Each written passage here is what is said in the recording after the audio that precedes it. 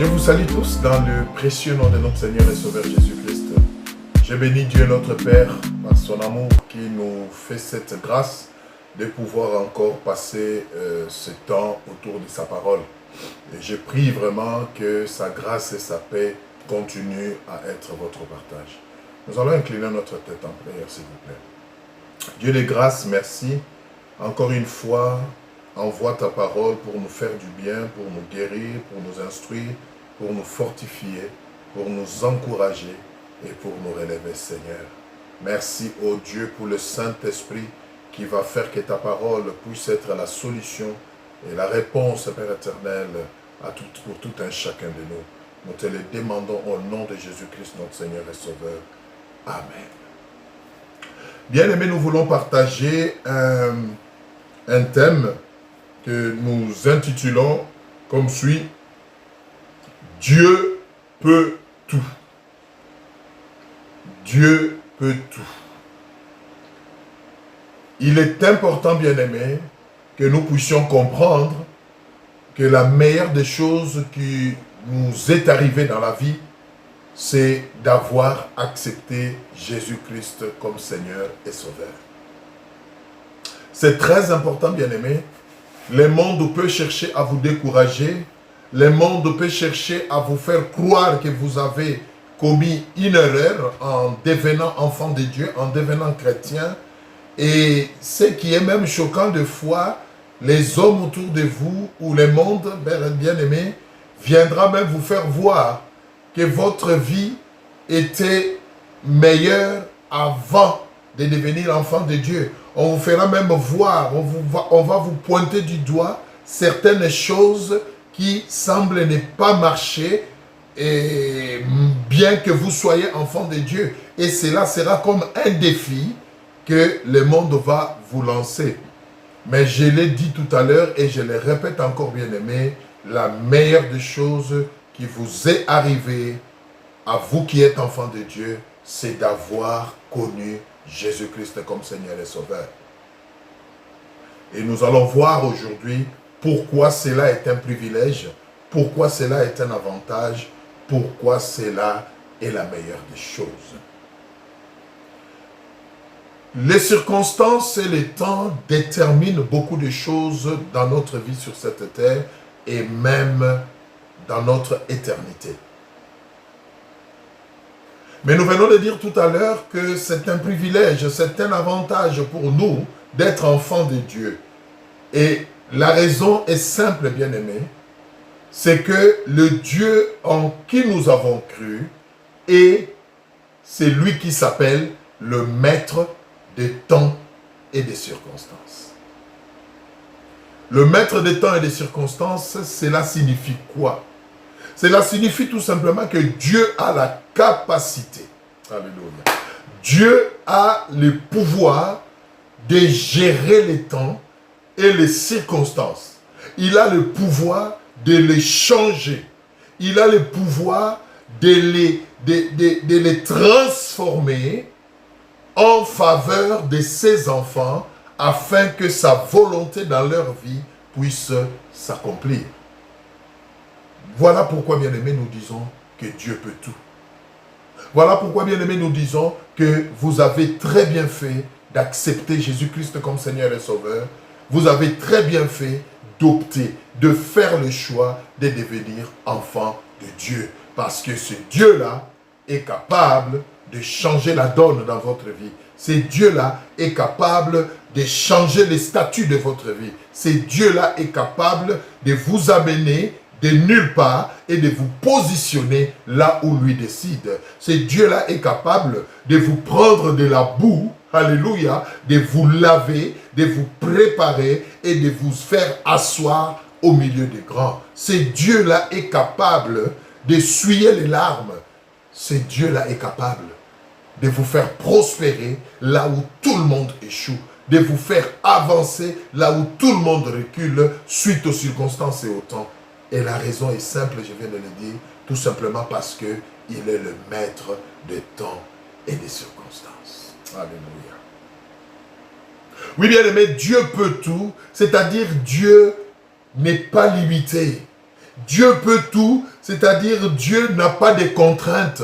Le temps n'est pas une contrainte pour Dieu. Les circonstances n'est pas une contrainte pour Dieu. Bonne ou mauvaise, appropriée ou pas, quand Dieu décide de faire quelque chose, quand Dieu décide de se manifester, il le fait malgré les circonstances, malgré le temps. Et il peut même aller au-delà de ce qui est établi.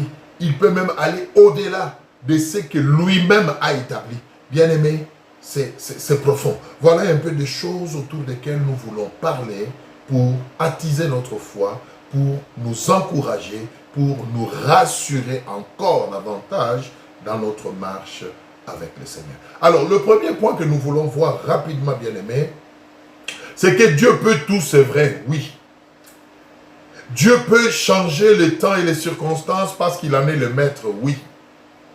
Et ce qui est encore intéressant, c'est que quand il décide de changer le temps et les circonstances, quand il décide de changer la donne, bien-aimé, il n'a de comptes à rendre à personne. Il n'a des explications à donner à personne.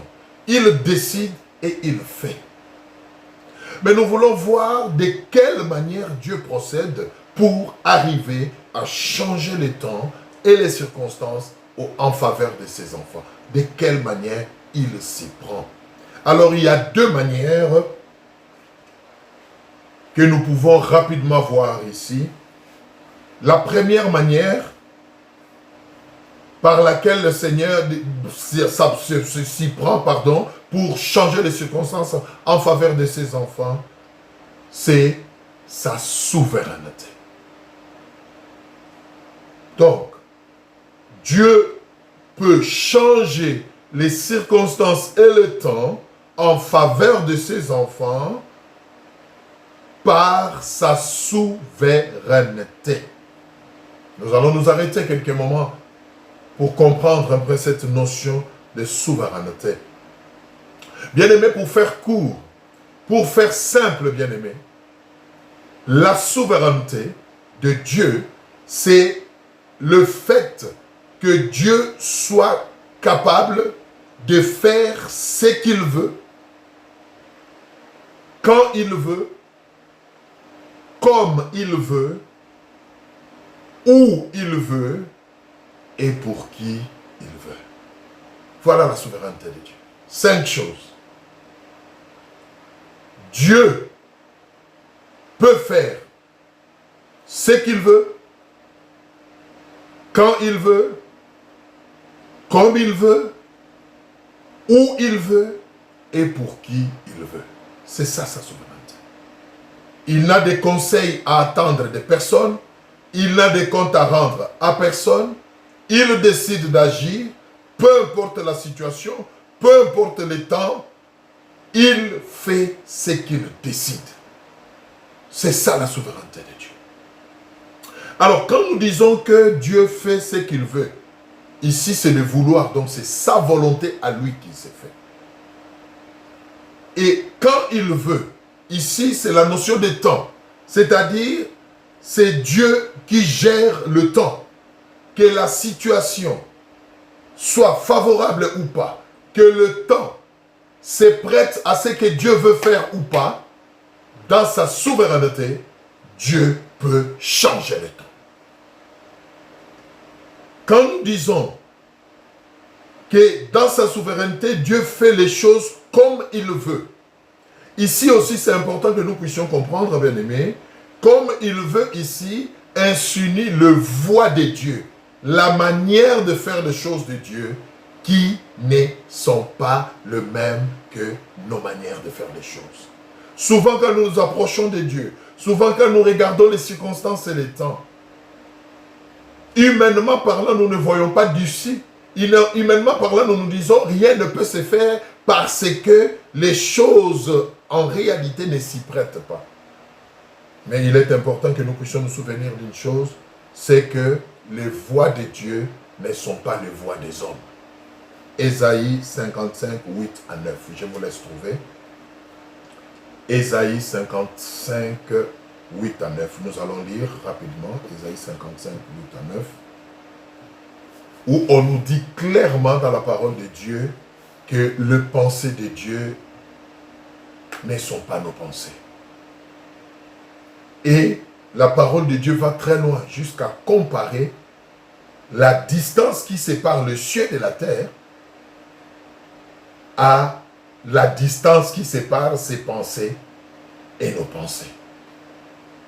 Nos voix ne sont pas les voix de Dieu. Voilà pourquoi, bien-aimés, même quand nous prions, même quand nous nous approchons de Dieu pour demander quelque chose, pour chercher à voir sa main, laissons toujours à Dieu la latitude de faire des choses à sa manière.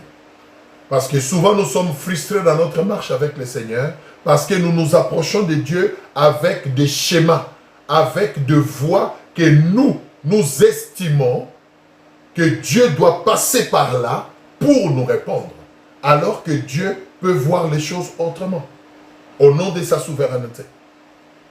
C'est très important, bien-aimé. Alors, nous avons dit aussi que Dieu est souverain, cela signifie qu'il fait les choses où il veut. Ça aussi, c'est très important. La notion de lieu. Dieu peut changer le temps et les circonstances en notre faveur, mais à condition que nous soyons là où il nous voit, à condition que nous soyons au lieu où lui nous voit pour le faire.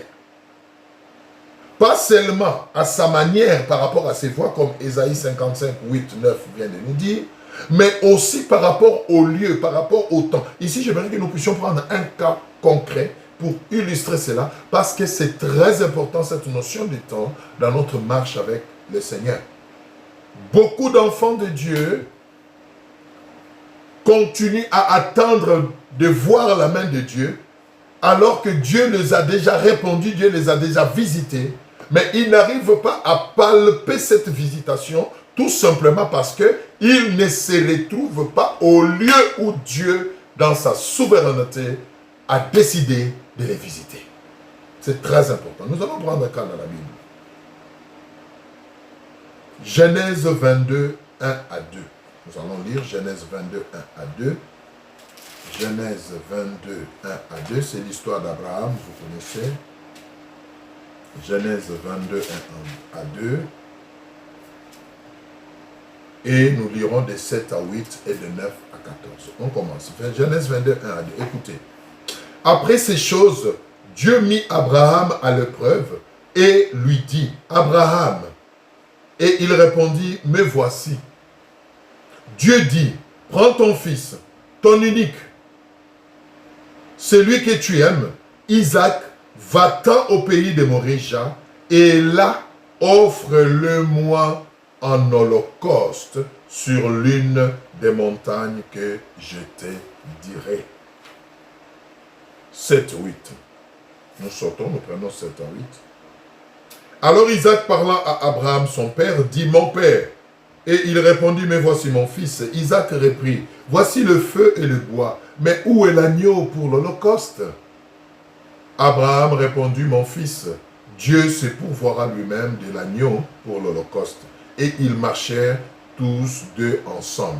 Lorsqu'ils furent arrivés au lieu que Dieu lui avait dit, Abraham y éleva un autel et rangea le bois. Il lia son fils Isaac et le mit sur l'autel par-dessus le bois. 9 à 14. Nous prenons 9 à 14, donc nous continuons jusqu'à 14. Puis Abraham étendit la main et prit le couteau pour égorger son fils. Alors l'ange de l'Éternel l'appela des cieux et dit, Abraham, Abraham. Et il répondit, mais voici. L'ange dit, n'avance pas ta main sur l'enfant et ne lui fais rien, car je sais maintenant que tu crains Dieu. Alléluia. Et que tu n'as pas refusé ton fils, ton unique. Abraham leva les yeux et vit derrière lui un bélier retenu dans un buisson par les cornes. Et Abraham alla prendre le bélier et l'offrit en holocauste à la place de son fils. Bien-aimé, la notion de temps dans notre marche avec le Seigneur est une notion très importante parce que nous avons vu que c'est Dieu qui en est le maître c'est Dieu qui les contrôle et peut les transformer. Et c'est pourquoi nous avons dit que dans sa souveraineté, Dieu fait les choses quand il veut. Mais à côté de la notion de temps, il y a la notion de lieu. Parce que Dieu, dans sa souveraineté, fait aussi les choses où il veut. Le lieu bien-aimé est très important. Et le cas d'Abraham est une illustration éloquente pour la notion de temps avec Dieu. Dieu demande à Abraham d'offrir Isaac, de poser un acte. Dieu le met à l'épreuve pour voir son amour pour lui. Mais écoutez, Dieu lui dit, tu vas m'offrir Isaac au lieu que je vais t'indiquer, à la montagne que je vais t'indiquer. C'est très important, bien-aimé. Imaginez-vous qu'Abraham se soit dit, écoutez, Dieu me demande d'offrir Isaac. Donc même derrière la maison, même dans la cour de ma parcelle, même dans ma tente, je peux l'offrir. Abraham aurait tué Isaac. Pourquoi? Parce que c'est au lieu que Dieu avait indiqué. C'est à la montagne de Morija, là où le Seigneur lui avait indiqué que Dieu avait pourvu à un bélier pour remplacer Isaac. Alléluia. Donc si Abraham s'était hasardé à offrir Isaac ailleurs qu'à la montagne indiquée par Dieu, Isaac serait mort. Le bélier de remplacement n'était qu'à la montagne, là où Dieu avait indiqué, et non pas ailleurs. Donc c'est aussi une notion très importante, bien-aimé. Et parmi les questions indispensables que vous êtes appelés à vous poser en tant qu'enfant de Dieu, il faut toujours vous poser la question de savoir si vous êtes là où Dieu vous voit. Êtes-vous à votre poste? Êtes-vous là où Dieu vous voit? N'allez pas à un endroit, ne vous retrouvez pas quelque part parce que tout le monde y va, parce que tout le monde y se retrouve, mais soyez sûr que là où vous êtes, c'est l'endroit où Dieu vous voit. C'est en ce moment-là que Dieu, dans sa souveraineté, peut changer favorablement pour vous les circonstances et les temps. Alléluia. Et enfin, la souveraineté de Dieu, il y a aussi une notion de choix de Dieu, d'élection de Dieu. Dieu est souverain, cela signifie aussi qu'il fait les choses pour qui il veut. C'est-à-dire, il choisit qui il veut. Il décide lui-même à qui je vais manifester ma souveraineté, à qui je vais manifester ma grâce. Et ça aussi, il le dira à Moïse. Je vous donne les passages. Exode 33, 19. Exode 33, 19. Qu'est-ce que Dieu dit à Moïse? Exode 33, 19. Nous allons lire, je vous laisse trouver. Exode 33, 19.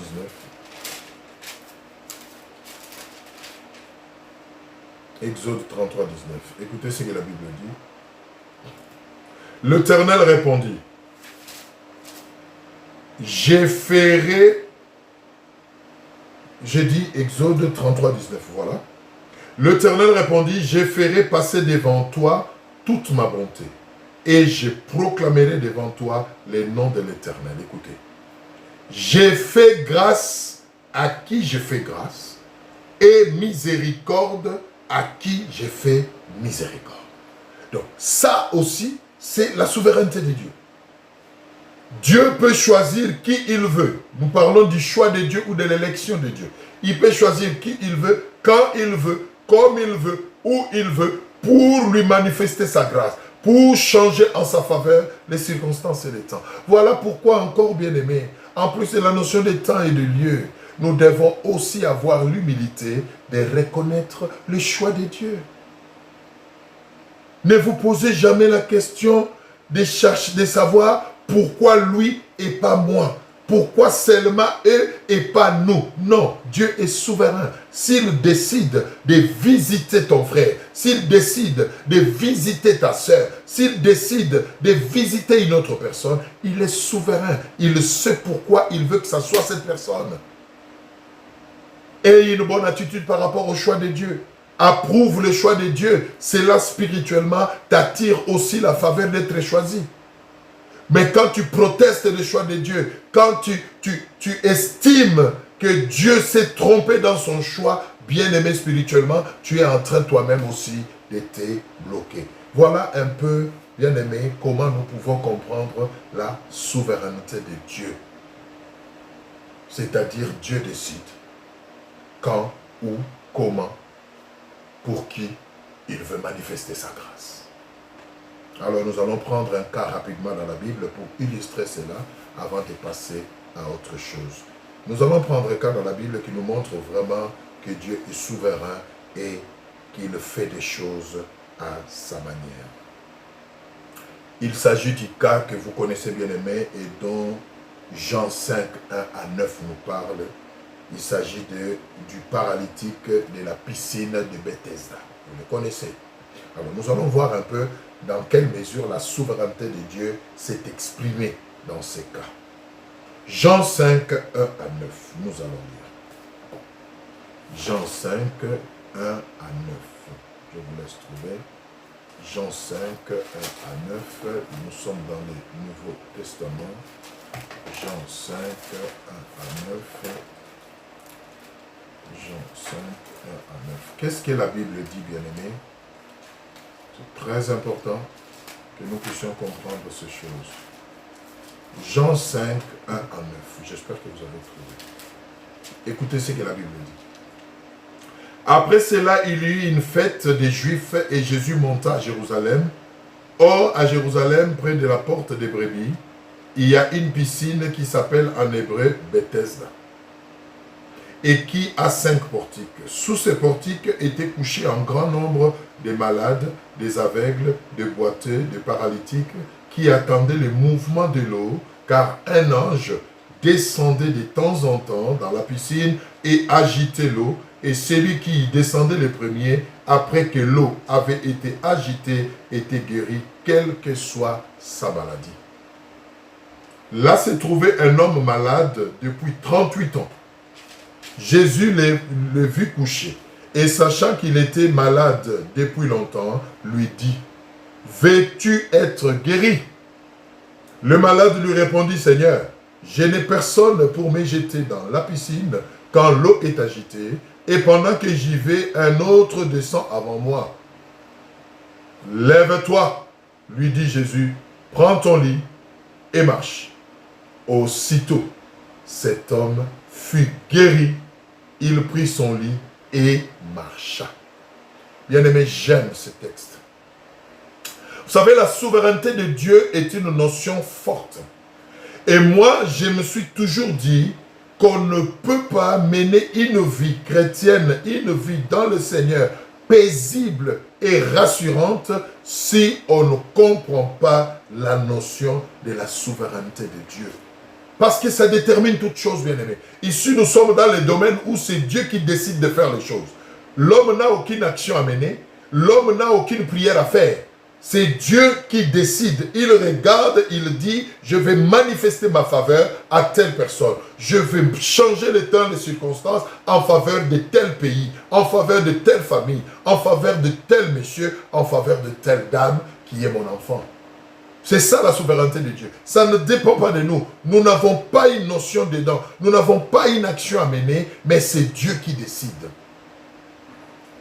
Et pour le cas de ces paralytiques bien-aimés, Jésus-Christ décide de les visiter. Il a vu sa souffrance. Il a vu que ça faisait longtemps qu'il était malade, bien-aimé. À un endroit où un principe était établi. Oh, écoutez. La souveraineté de Dieu, la bonne nouvelle c'est quoi? C'est qu'elle va même au-delà des principes établis. Et pas seulement le principe et les lois établies par les hommes, même le principe et les lois établies par lui-même Dieu. Dieu, dans sa souveraineté, peut remettre en cause un principe humain ou divin, j'insiste, ou divin, parce qu'il décide de manifester sa faveur à quelqu'un. C'est formidable, n'est-ce pas? On nous dit un ange de Dieu descendait de temps en temps dans la piscine et il agitait l'eau. Et le premier malade qui arrivait à se plonger en ce moment-là, peu importe sa maladie, trouvait sa guérison. Nous pouvons aisément conclure que c'était un principe divin. On ne nous dit pas qu'un démon descendait de temps en temps, on dit un ange descendait. Donc c'était un principe divin. Mais regardez que dans sa souveraineté, ce jour-là, Jésus passe, il voit quelqu'un qui n'arrivait pas à trouver son compte par rapport à ses principes. Pourquoi? Parce que il n'arrivait pas à être le premier à se jeter dans l'eau pour être guéri. Et cela a fait qu'il est resté malade pendant 38 ans.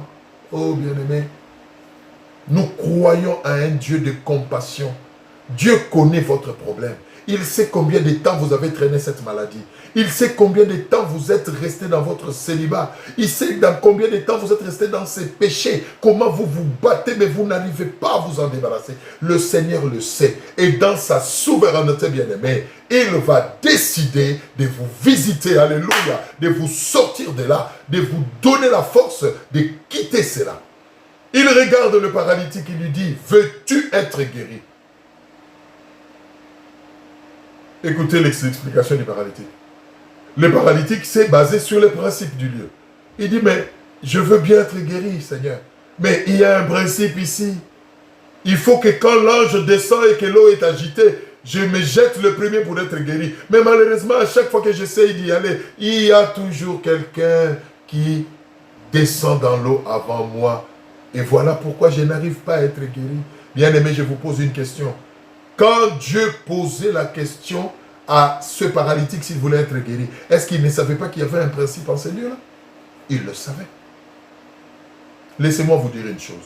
Par sa souveraineté, Dieu peut vous guérir d'une maladie qui n'a pas de solution humainement parlant.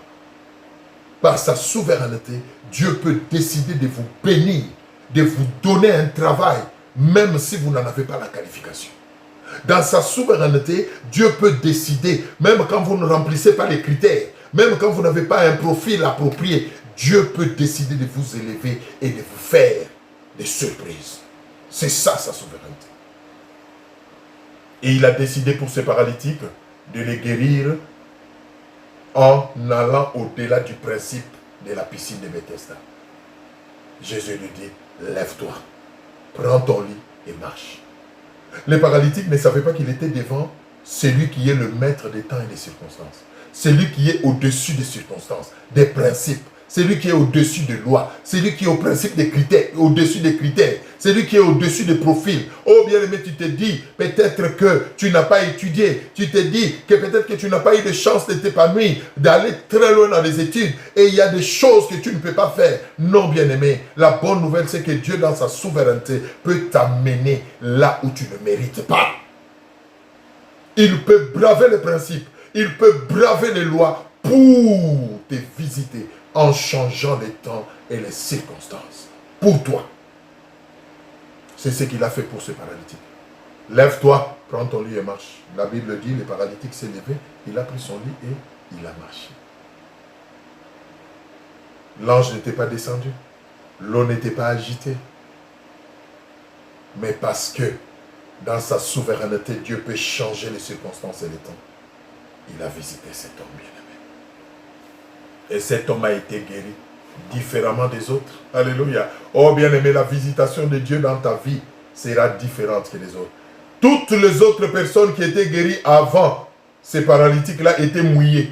Parce qu'ils plongeaient dans l'eau quand l'ange l'agitait.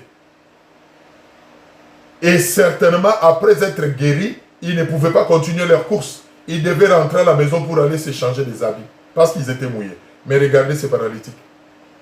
Au nom de la souveraineté de Dieu, il a été guéri à sec. Lui n'a pas été plongé. Lève-toi, prends ton lit. Il se lève, il prend son lit et il marche.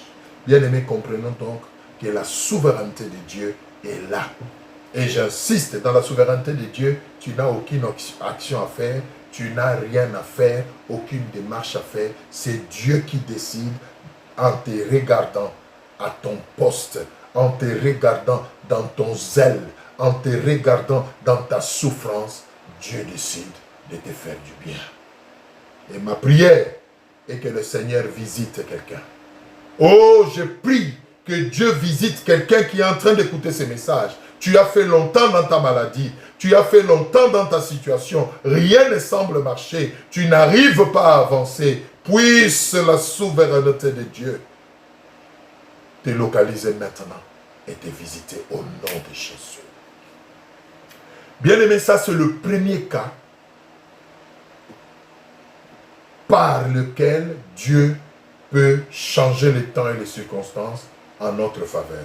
Nous avons vu qu'il peut le faire par sa souveraineté. Les exemples, il y en a beaucoup. Vous pouvez prendre les cas d'Adam dans les jardins d'Éden. C'est Dieu qui a décidé qu'il n'est pas bon que l'homme soit seul. Et il lui a fait une aide semblable. Adam n'avait pas demandé d'aide semblable. C'est Dieu qui a vu. Dans la souveraineté de Dieu, c'est Dieu qui voit le besoin. Dans la souveraineté de Dieu, c'est Dieu qui pointe du doigt une situation et il décide d'agir. Nous voulons, avant de terminer, voir maintenant la deuxième manière par laquelle le Seigneur s'y prend pour changer les temps et les circonstances. La deuxième façon par laquelle le Seigneur se prend pour changer les circonstances et les temps en faveur de ses enfants, c'est par la prière. Par sa souveraineté, l'homme n'a rien à faire, c'est Dieu qui décide et il fait les choses. Mais par la prière aussi, bien-aimé, Dieu peut être amené à changer les temps, à changer les circonstances en votre faveur pour vous donner ce que vous voulez, pour vous introduire dans vos promesses, pour vous introduire dans l'accomplissement de sa volonté. La prière. Et ici, bien-aimé, c'est l'homme qui mène l'action. Tu ne le savais peut-être pas. Mais laisse-moi te dire que, bien-aimé, par ta prière, une prière faite avec foi, une prière sincère devant Dieu, Dieu peut changer les choses en ta faveur. On peut décider de te licencier au travail. On peut décider de te déloger de ta demeure. Mais si tu pries avec foi, tu défends ta cause devant le Seigneur, Dieu peut te faire la faveur de changer cette décision et de te laisser continuer à travailler ou à demeurer là où tu veux. C'est possible, bien-aimé. La prière est une force. La prière est une force, bien-aimé. Moi, j'ai l'habitude de dire, quelqu'un qui est capable de prier, c'est quelqu'un qui peut tout. C'est quelqu'un qui peut tout avec Dieu. Souvenez-vous de notre thème. Dieu peut tout. Dieu peut tout par sa souveraineté. Dieu peut tout par la prière de ses enfants. Une prière efficace, une prière faite avec foi. C'est très, très important. Psaume 65, le verset 22. Qu'est-ce que la Bible dit par rapport à la prière? Psaume 65, le verset 22. Psaume 65. Écoutez ce que la Bible dit. Psaume 65, le verset 2.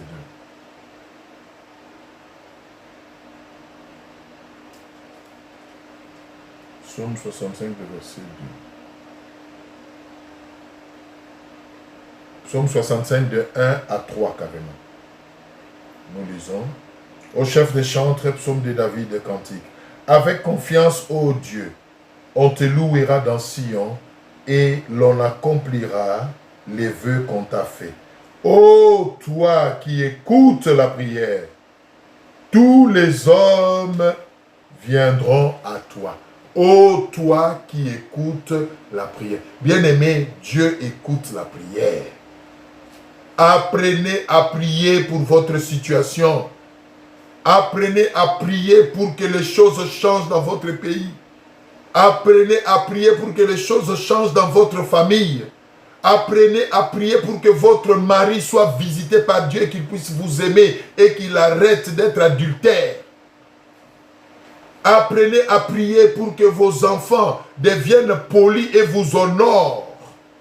La prière est efficace, bien-aimés. Les gens préfèrent se plaindre, les gens préfèrent murmurer, les gens préfèrent s'inquiéter au lieu de prier. Bien-aimés, vos inquiétudes ne peuvent rien changer dans votre situation. Mais quand vous déciderez de prier, bien-aimés, le Seigneur pourra intervenir.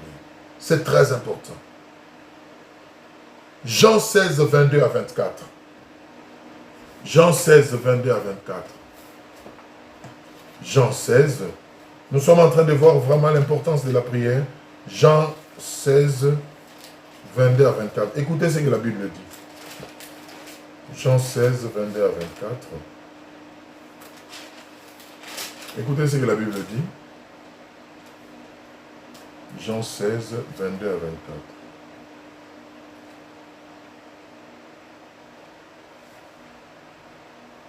Vous donc aussi, vous êtes maintenant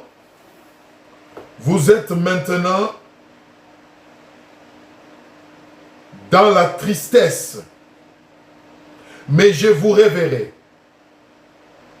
et votre cœur se réjouira, et nul ne vous ravira votre joie. Écoutez, en ce jour-là, vous m'interrogerez plus sur rien. En vérité, je vous le dis, ce que vous demanderez au Père, il vous le donnera en mon nom. Jusqu'à présent, vous n'avez rien demandé en mon nom. Demandez et vous recevrez, afin que votre joie soit parfaite. Bien-aimé, c'est la pensée de Dieu. Vous savez, celui qui ne prie pas, celui qui ne demande pas, c'est un orgueilleux. Celui qui ne demande pas, c'est un orgueilleux. Jésus-Christ dit, jusque-là, vous n'avez encore rien demandé. Tout ce que vous demanderez au Père en mon nom. Alléluia. Parce que j'ai pris votre place à la croix. Le Seigneur vous donnera.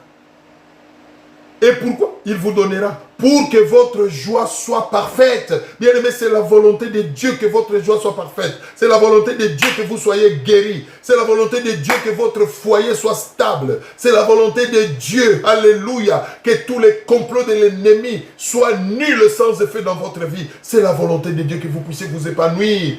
C'est la volonté de Dieu que vous soyez heureux, forts, en bonne santé. C'est la volonté de Dieu. Mais demandez, alors cela vous sera accordé. Les gens préfèrent pleurer du matin au soir.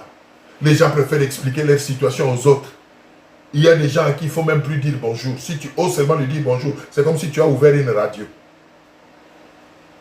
Bonjour me fait, ah vous savez, chez moi, ça fait 3 jours, je n'ai pas mangé. Les enfants, vous savez, bien aimé, ce n'est pas en exposant tes problèmes au monde entier que vous allez trouver une solution. Non. La prière.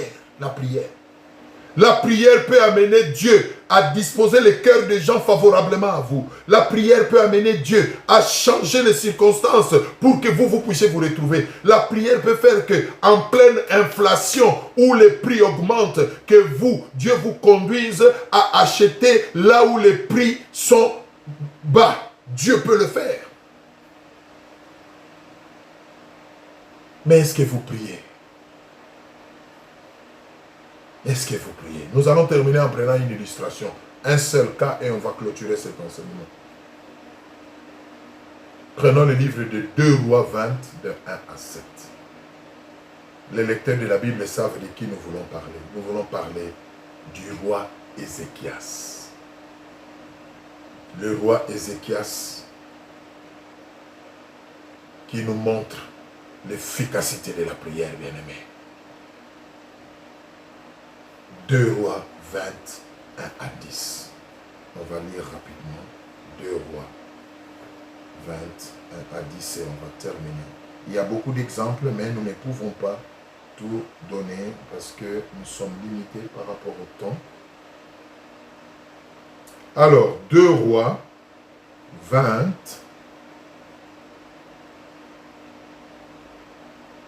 1 à 7. Écoutez ce que la Bible dit. En ce temps-là, Ézéchias fut malade à la mort. Le prophète Ésaïe, fils d'Amoth, vint auprès de lui et lui dit, ainsi parle l'Éternel, donne tes ordres à ta maison, car tu vas mourir et tu ne vivras plus. Un message clair. Hein? Donne des ordres à ta maison, c'est-à-dire fais ton testament, donne des histoires, distribue pour qu'après toi qu'il n'y ait pas de troubles, parce que toi là tu ne seras pas guéri, tu vas mourir. Mais écoutez la suite. Ézéchias tourna son visage contre le mur et fit cette prière à l'Éternel. Ô Éternel, souviens-toi que je marche devant ta face avec fidélité et intégrité de cœur, et que je fais ce qui est bien à tes yeux. Et Ézéchias répandit d'abondantes larmes.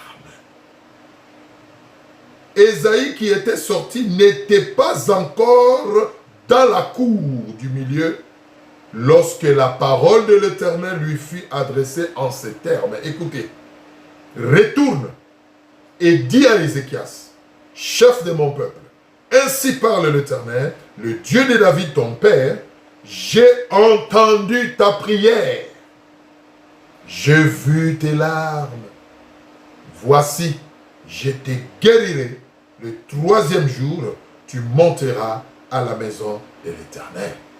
6. J'ajouterai à tes jours 15 années.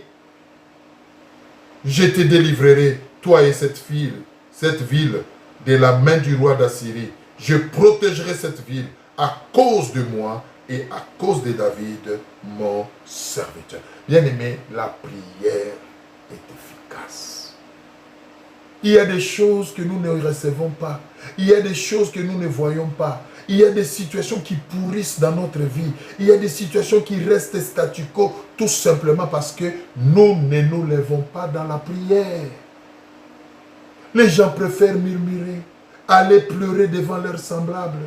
La Bible dit, le prophète déclare à Ézéchias, tu vas mourir, tu ne seras pas guéri, donne les ordres à ta maison. Ézéchias se regarde et dit, non, ce Dieu-là que moi je sers, je sais que c'est un Dieu de compassion. La Bible dit, il s'est tourné contre le mur.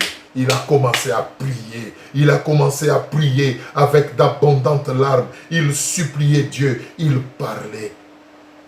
Ésaïe n'était même pas encore sorti de la cour royale. Dieu a répondu à la prière. Bien-aimé, Dieu est sensible à la prière. Arrêtez d'aller pleurer devant les gens comme vous. Qu'est-ce qu'un homme peut faire pour toi? Des définitifs. Un homme te soutiendra le matin, le soir, il se moque de toi.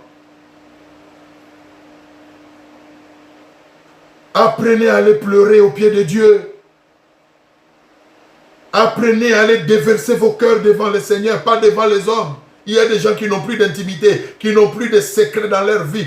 Toute leur vie est déballée à cause d'une situation donnée. Vous exposez votre vie partout. C'est tout le monde dans les quartiers, c'est tout le monde dans la famille qui connaît vos problèmes, qui connaît ce que vous êtes en train de vivre. Mais depuis qu'ils connaissent ça, dites-moi, quelle est la solution efficace qu'ils vous ont apportée? Rien. Ézéchias ne s'est pas tourné vers les hommes, il s'est tourné vers Dieu. Apprenez à prier. Qu'est-ce que Dieu lui dit? J'ai entendu ta prière, alléluia, et j'ai vu tes larmes. Bien-aimé, Dieu entend quand nous prions. Dieu voit quand nous pleurons, quand nous souffrons, il voit. Et il lui dit, tu ne mourras pas. Alléluia. Et je vais t'ajouter 15 années de plus. Bien aimé, les exemples sont nombreux, on va s'arrêter là. Vous pouvez prendre le cas de Anne. Anne dans 1 Samuel 1, 1 à 2, jusqu'à 20. Anne qui était stérile. Anne de qui on s'est moqué. Mais grâce à la prière, avec foi, avec larmes, Dieu lui a donné Samuel. Quel est votre besoin? Quelle est votre situation? Les temps et les circonstances vous paraissent peut-être contraires, peut-être durs. Mais sachez aujourd'hui qu'il y a quelqu'un qui s'appelle le maître des temps et des circonstances. Et il peut le changer dans sa souveraineté, mais aussi grâce à votre prière. Priez, priez bien-aimés. Nous allons terminer par là, bien-aimés. L'enseignement est abondant, comme j'ai dit, mais on va s'arrêter là. J'aimerais que nous puissions prier. Je ne sais pas dans quelle situation tu te trouves. Je ne sais pas dans quel état tu as suivi ces messages. Tu es peut-être malade. Et les médecins t'ont carrément dit que ta maladie ne peut pas être guérie. Tu as peut-être le cancer. Tu as peut-être le diabète. Tu as peut-être le sida. Tu es peut-être dans le chômage. Tu as peut-être des problèmes financiers. Il y a peut-être ton mariage qui est en train de s'effriter. Tu ne comprends plus rien. Ton mari qui t'aimait ne t'aime plus. Ta femme te tourne le dos. Tout le monde. Tout semble contraire. Mais bien aimé, il y a quelqu'un qui s'appelle le maître des temps des circonstances. Il peut le changer en votre faveur. J'aimerais que là où vous êtes, pendant que je vais élever la voix pour prier pour nous tous, que vous puissiez prier aussi au même moment que moi. Dites à Dieu, Seigneur, comme Ézéchias, dites-lui, Seigneur, aie pitié de moi, vois ma détresse, viens me sortir de cette situation. Et si l'Esprit vous convainc, faites à Dieu même une promesse. Faites à Dieu même un vœu. Dites à Dieu, Seigneur, vous vous rappelez de Anne, on n'a pas eu le temps de lire. Quand vous allez lire 1 Samuel 1, de 1 à 20, l'histoire de Anne, la Bible dit, Anne a fait un vœu à Dieu. Il a dit, si tu daignes me donner un enfant, garçon, alléluia, je te l'offrirai, Seigneur. Des fois, il faut prier avec son cœur. Avec vœu, dis à Dieu, guéris-moi de cette maladie, Seigneur, je te servirai. Seigneur, sors-moi de cette situation. Seigneur, restaure mon mariage, je témoignerai de toi. Fais cette prière par la foi. Lèvons nos voix. Oh Dieu de grâce, mon âme te loue et te bénit.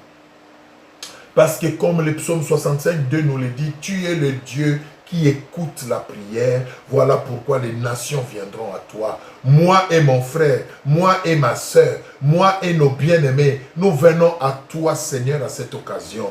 Yahweh, écoute la prière de tout un chacun de nous.